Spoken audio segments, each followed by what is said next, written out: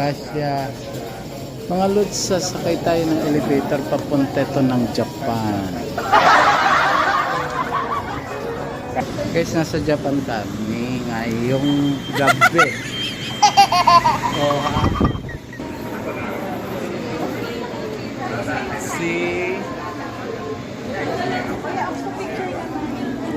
sure. Nice.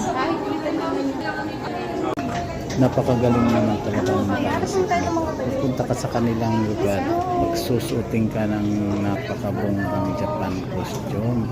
Kaya naman hindi na namin pinalagpas ang pagkakataon. Nice. Yun. Mapapansin nyo at manggigitata na kami sa inyo. Konnichiwa. Iba-ibang restaurant din na nandito sa loob. Pero siyempre, nagpunta ka ng Japan, sa Japanese restaurant ka kakain.